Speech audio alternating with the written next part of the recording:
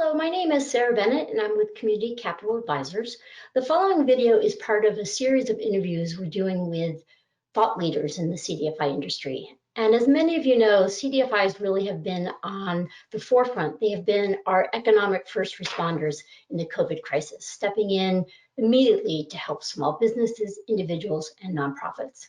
So today we're going to hear from Elizabeth Schott, who is the CEO of Accion, CDFI serving small businesses in Southern California.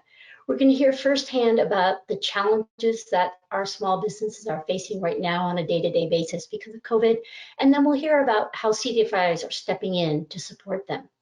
We'll also talk about trends in the CDFI industry, and then hear from Elizabeth on how she thinks philanthropy can best support CDFIs right now.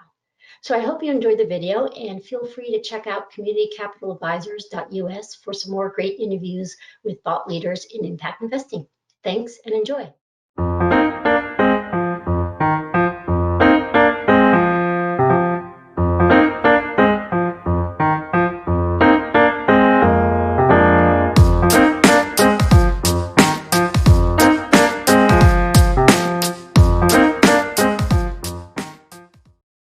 Good afternoon, everyone. My name is Sarah Bennett, and I'm with Community Capital Advisors. We work with foundations, and many of them invest directly in CDFIs. And today we have the pleasure of speaking with Elizabeth Schott, who is the CEO of Accion, serving Southern California. And Elizabeth has been with Accion since 2004 and has been the CEO since 2009. And she's really a thought leader in the industry. She has more than 20 years of experience working with nonprofits and small businesses. And we're really lucky to have her here today because she is an amazing resource on CDFIs. And as many of you know, CDFIs have really been our first economic responders in this crisis, stepping in to really immediately help small businesses, nonprofits, and individuals who have been impacted by COVID. So today we're going to hear about how Accion, under Elizabeth's leadership, have been critical economic first responders for small businesses in Southern California. So Elizabeth, thanks so much for joining us today.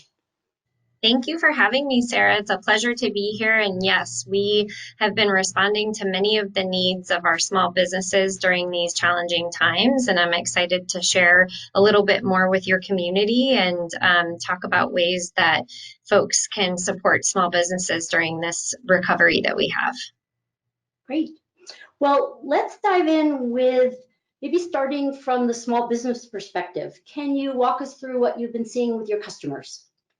Sure. So with our organization, Accion here, we're based in San Diego, but we do service a larger geographic territory of 4 counties, which are San Bernardino, Riverside, Imperial, and San Diego counties. And we have a portfolio of about $8.5 million out to small businesses. And the majority of our clients that we've historically served are primarily low to moderate income and minority-owned businesses. And what we do is we really provide access to capital both in loans and then education, training, and resources for those entrepreneurs to really start or grow and contribute to their local communities and economies. And so obviously when this situation occurred in March, small businesses are being very, very challenged during these times, as you can imagine. The base of our clients are generally really service-based, retail, products. And so many of them have a lot of different uncertainties during this time. And so, the first order of response was to look at our current clients, and many, many small business owners during this time initially are looking for what are the ways that they can relieve cash flow burdens right now, and so we worked with a lot of our small business clients initially right in March and April to really look at opportunities to help them with payment relief and also restructuring loan payments. And then another big thing that we worked with small businesses on was just really navigating all of the different resources out there in the community for them, because it became overwhelming, to identify grant programs and federal assistance programs and, opportunities to get relief on some of their payments from utility companies and things like that. So we've seen a lot of small businesses need help in navigation of just those educational resources, translating them into different languages so that we can help them to really identify what's going to best support them in weathering these times. Okay. I know when we spoke earlier, you mentioned that there are actually some of your small businesses that were seeing a surge or an increase in, opportunities. I'm wondering if you could talk us through that a little bit. Yeah, so I think it's different for every type of small business. I mean, we are seeing some small segments of industries that actually are growing during these times and need access to capital to really fuel some of that growth.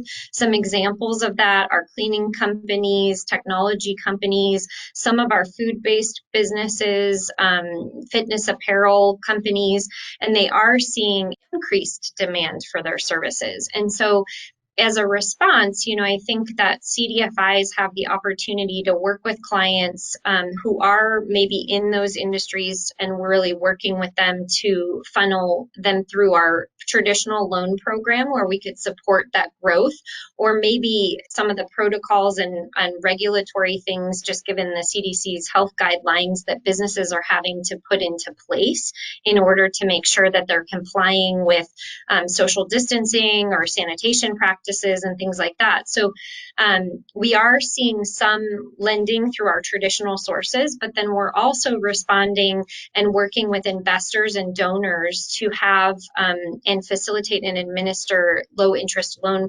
programs and products out to these small business owners who maybe have been affected and impacted from a revenue perspective, to help them weather through these times with access to capital to pay existing expenses, or to also retrofit their business and really pivot and be more innovative in how they're delivering their business services to the community. Okay, great. Well, thank you. It's really interesting things going on right now in the small business community in terms of challenges and opportunities, and exciting to hear how Accion is being a part of that. So thank you for Yeah, and sharing. I think one of the things too that we saw, particularly in our low to moderate income and minority owned businesses, is that a lot of times too, with the federal assistance programs like the PPP program, many of them in the first round or two of that program didn't have access to actually receive some of that funding. And it was a variety of different reasons. In some cases, they didn't have established banking relationships. In other cases, they didn't have the proper documentation in place in order to actually access some of that. In other cases, some of them were able to get some funding through that, but maybe it wasn't enough to actually cover what they needed during these times.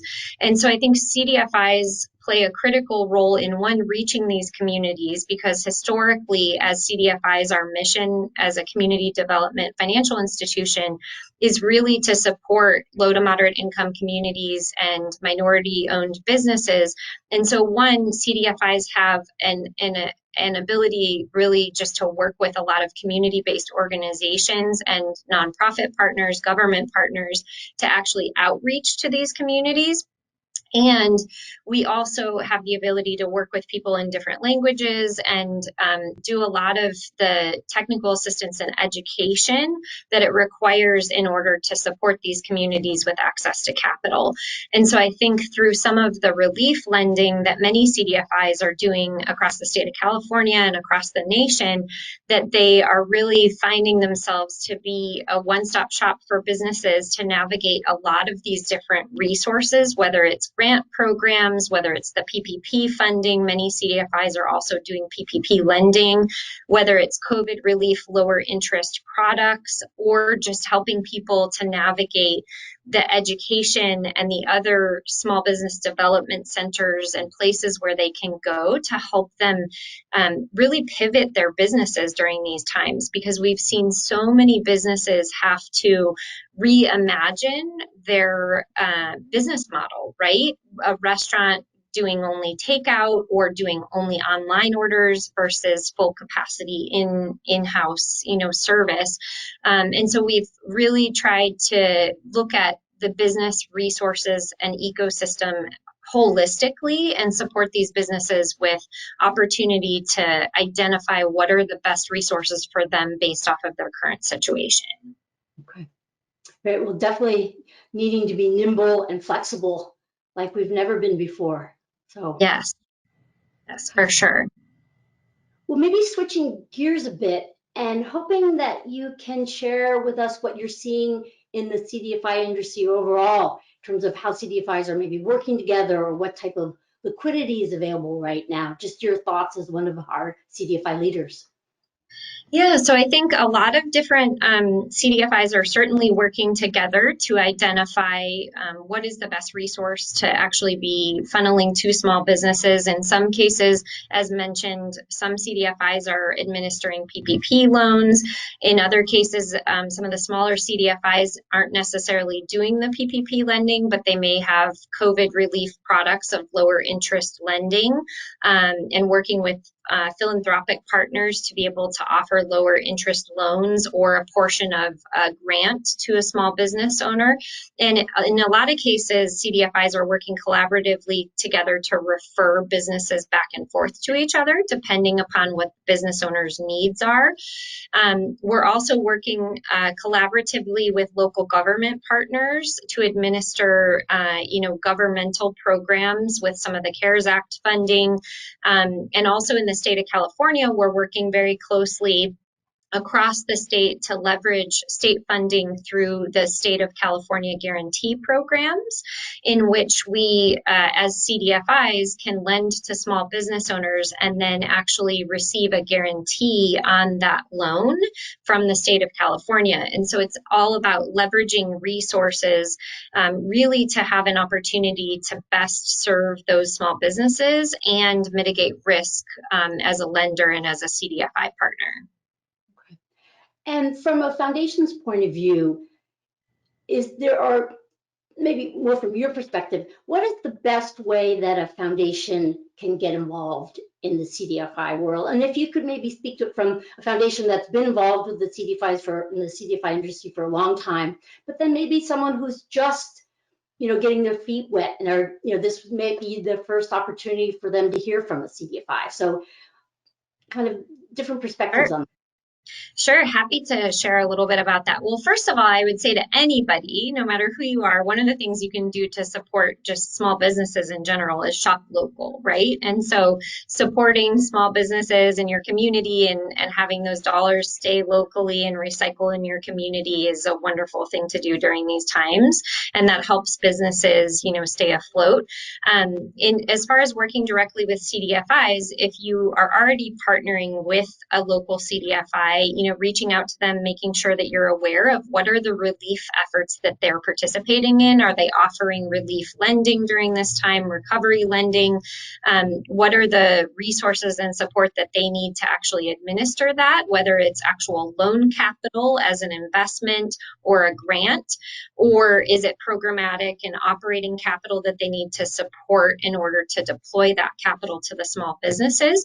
The other thing is, as I mentioned, that there is guarantees through the State of California program, but they're not guaranteeing the full amount of the loan. And so in some cases, a local foundation could work with a CDFI partner to provide capital to actually provide loan loss reserves for the CDFI, so that if they are doing the lending, but also want to mitigate some of the risk from that lending, that some capital could be used as a loan loss reserve in the case of losses within that. So I think there's various ways that foundations can get engaged, and I would encourage to reach out to an existing CDFI partner, or if you're new to the CDFI industry and wanting to learn more, to have an initial conversation with somebody like you all, Sarah, or reaching out and talking with the leadership teams at some of the CDFIs to learn a little bit more about the different structures that either investment dollars or grant and programmatic operating capital can be deployed to help small businesses during this time.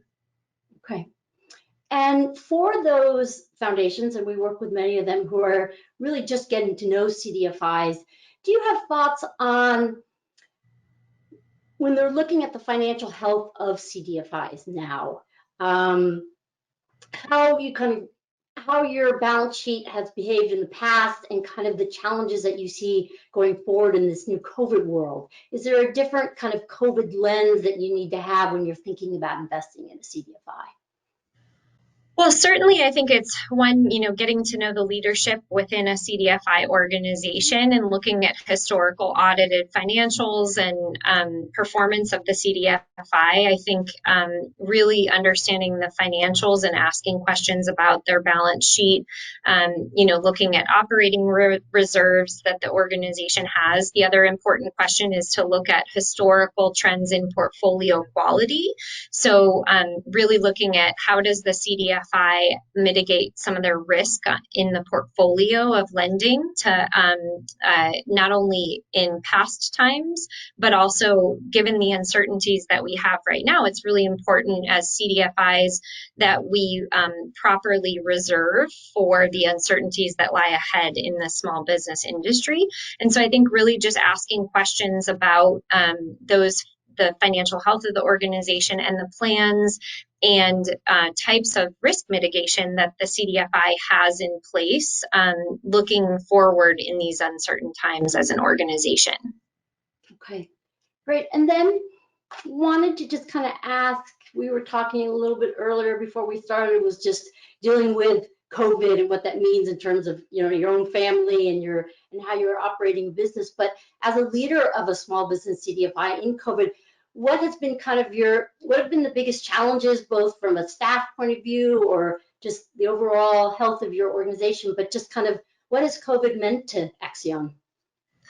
Yeah, so it's a really interesting question. And Sarah knows that I have 3 little ones at home myself. And so certainly I think, as a leader of a nonprofit organization, I think first when all of this happened, the first thing that we needed to ensure was the health and safety of our staff and of our clients and our partners. And so, we were quickly able to, transition remote and keep everyone safe. We were fortunate to have had systems in place that operationally enabled us to do that and to really pivot pretty quickly within, a couple days. So we've been fortunate, to follow the guidelines and be able to keep our staff team remote and still service our clients.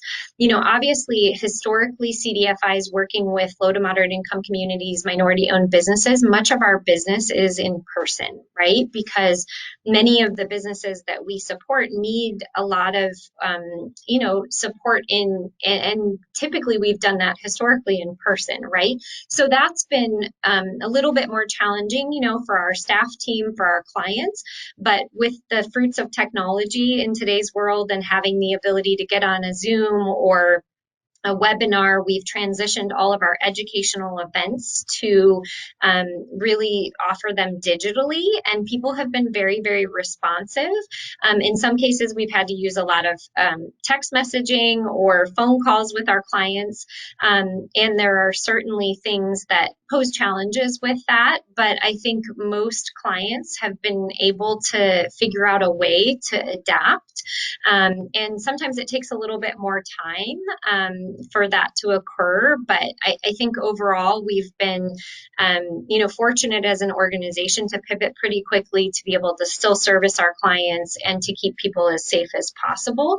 And, I think from a staff perspective and just in this environment, you have a lot of different things that are happening in people's just worlds holistically. And so, recognizing that we need to be sensitive to that and to provide flexibility as an employer, and in recognizing that people are working in different environments and have families or other things that are occurring that require a little bit more flexibility. And so we've really gotten to see learn a lot more about our employees and our clients in these times. And I think, there are some silver linings to that throughout all of this.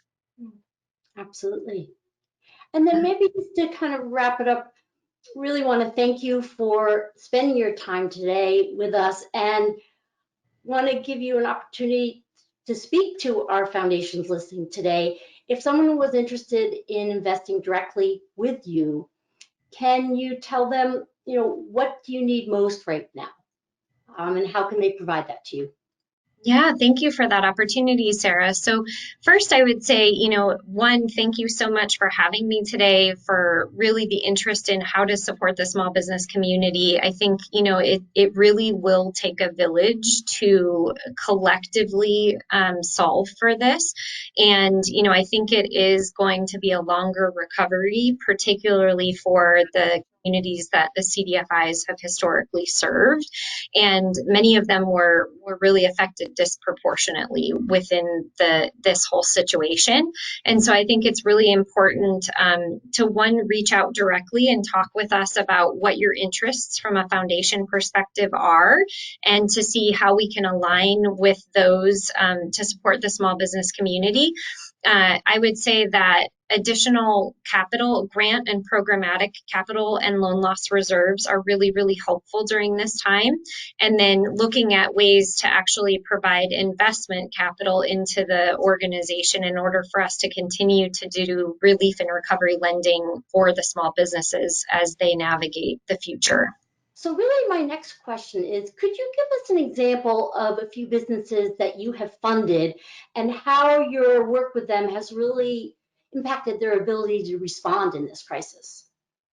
Sure, happy to. Yeah, we've seen all different types of businesses needing support during these times. And so, a couple of examples, we've had a yoga studio, for example, who's been opened and then closed again and then open, and has certain restrictions around the way that they've been able to open. And so, we've done a larger loan for them, really to support them with current business expenses, but also to think about how are they going to pivot their business to be open within health guidelines and have some more outdoor space where they could actually continue to preserve jobs with their employees that they have as part of the yoga studio, but also to conform their outdoor space so that they can actually continue to have classes in person and respect social distancing and sanitation practices, and really promote wellness within their community. So that's preserving jobs for their employees, and then also assisting them to pivot and think about their business model differently, given that this situation may not be as temporary as we'd all hope that it would be. Another example is, providing a smaller loan for like a home-based daycare, where that in that situation they have to have less children in the home for social distancing and sanitation practices. They have to make sure that they have certain cleaning supplies, but they're really ultimately providing a much needed service for families in a community where, they're really needing childcare services. And so helping them with their business expenses during that time frame, given that they have to have less children enrolled in their daycare, and providing them an opportunity to really still provide families within their local community that much needed support during this time. It's so clear that these small businesses are really the heart and soul of our communities and will be helping all of us get through this. So thank you for sharing Yeah. those. Yeah, and we've seen so many businesses pivot their business models, and there's certainly businesses that are struggling, and we're going to see businesses close during these time frames. But I think the other thing is we're seeing so many people, reimagine their business models, in some cases improve upon things that they've been wanting to do. For example, getting a website up and running that maybe they had put off in the past, but now really have been forced to challenge themselves to actually get that up and running and figure out a way to take online sales. You're seeing, people that may not necessarily be able to have folks in their restaurant, but they're, putting together at-home taco kits where they can make tacos at home, and giving those to their constituents and their customers, and really trying to engage their community in different ways. And we do know from our history working with small businesses, they are resilient, they are inspirational, and they are so hardworking and passionate about what they do. And we all will work together to help them through these challenging times. And it's amazing to have the support for people to shop local and to really offer a sense of community during these times. So thank you again for having us, Sarah. Absolutely. Thank you. This conference will now be recorded. So another question I wanted to ask was, you often hear that investing in CDFI, let me try that again, sorry. This conference will now be recorded. Well, another question I wanted to ask Elizabeth was, you often hear that by investing in a CDFI, you can really have a long-term ripple effect. And I was wondering if you could speak to how, when investors work with you, how you offer them that. Yeah, so I think one of the interesting things that I always like to share is just when we do take investment capital, and that can be in the form of a grant or an actual investment. And so we take that and we create a loan fund, right? Depending upon the goals of the investor and the goals of the CDFI and who we ultimately collectively want to lend to with these dollars. And what's really interesting about that investment is that it can recirculate. So the CDFI can deploy that capital initially to a set of small businesses based off of those criteria that the funder and the CDFI have agreed upon. And then as the small businesses repay, it's really the gift that keeps on giving, because that capital then recirculates over and over again for decades to come, depending upon the structure of the investment. And so it really has an opportunity to have a long-term impact, both on the local economy, the small businesses the number of small businesses that it serves, and the number then of those small businesses that they're employing. And so there's this long-term butterfly effect to an investment that is done through a CDFI from a local foundation or a bank or any other type of investor that's looking to support small businesses through CDFI institutions. Great, thank you.